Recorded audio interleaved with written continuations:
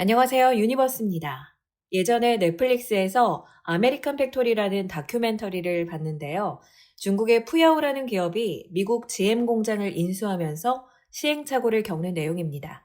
최근에 테슬라 주니퍼를 탔는데 유리에 푸야오라고 써 있더라고요. 중국 회사의 경쟁력은 정말 강하다라는 생각이 들었습니다. 중국 회사 얘기를 한 이유는 오늘 말씀드릴 종목과 관련이 있기 때문인데요. 많은 투자자분들이 관심 없어 하는 코스닥에 상장된 중국 기업 주식을 소개해 보겠습니다. GRT라는 종목이고요. 공부해 보니까 괜찮아서 여러분께 소개해 드리겠습니다. GRT는 차이나 디스카운트라는 꼬리표로 인해서 굉장히 저평가되어 왔지만 꾸준히 우상향하는 실적과 멀티플을 자극해 줄 수 있는 요소가 제법 있습니다. GRT는 중국 장쑤성에 본사를 둔 기능성 필름 소재 기업인데요. 주요 자회사를 통해서 디스플레이, 전자제품, 그리고 포장재에 사용되는 핵심 소재를 개발하고 생산하고 있습니다. 포장 필름과 광학 보호 필름을 주력으로 하고요. 고부가 가치 제품인 광합 접착 필름과 이형 필름과 같은 정밀 코팅 신소재 분야에서 기술 경쟁력을 갖추고 있습니다. GRT는 재무제표상 눈에 띄는 저평가 매력을 갖고 있는데요. 6월 결산 법인이고요. 따라서 회계연도 2025년 기준으로 지표를 볼게요. PER은 3.6배고요. PBR은 0.3배입니다. ROE는 9%고요. 하지만 절대적인 밸류에이션은 낮다고 살 이유는 없죠. 성장성을 봐야 하는데요. 매출은 10% 초반대 성장을 하고 있습니다. 최근 캐펙스 투자로 인한 감가상각비 영향으로 영업이익률은 15% 내외를 기록하고 있습니다. 중국 회사라는 꼬리표만 떼고 본다면 현저하게 저평가돼 있다고 볼 수가 있겠죠. 여러분도 느끼시겠지만 차이나 디스카운트가 낮은 밸류에이션의 주요 원인입니다. 그러나 기업의 실적이 꾸준히 뒷받침되고 사업의 투명성이 확보가 된다면 이런 디스카운트가 점진적으로 해소될 가능성이 있죠. 이런 디스카운트를 해소할 가장 좋은 방법은 배당을 늘리는 겁니다. 공장 투자를 지속적으로 하고 있기 때문에 언제 배당 성향을 높일지는 모르겠지만 경영진도 한국 주주들의 목소리에 귀를 기울이고 있습니다.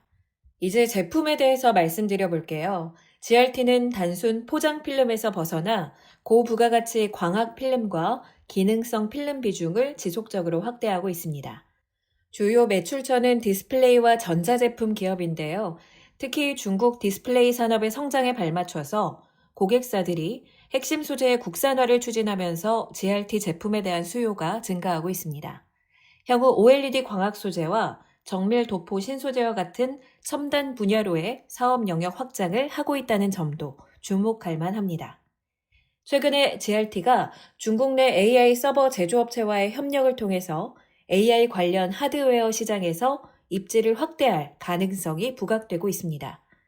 실제로 GRT는 중국 AI 서버 시장 점유율 50%를 차지하는 낭조정보라는 기업에 열전도, 열관리 부품을 공급하고 있습니다.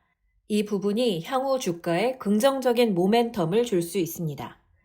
앞서 언급했듯이 국내 상장 중국 기업에 대한 시장 신뢰도가 아직 완전히 회복되지 않은 점은 가장 큰 리스크입니다. GRT는 과거에 공개 매수를 통해 잦은 상장 폐지를 하려고 했던 적이 있어요. 23년에 잦은 상장 폐지 추진을 철회하긴 했죠. 중국 기업인 만큼 중국 정부의 정책 변화와 또 위안화, 원화 환율 변동에 민감하게 반응할 수가 있습니다. 정리해 보겠습니다. GRT는 중국 제조업 전반에 걸쳐 있습니다.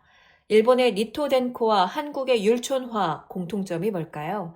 각 나라의 제조업과 나란히 성장하면서 포장 필름에서 고기능성 IT 필름으로 발전해 왔다는 점입니다.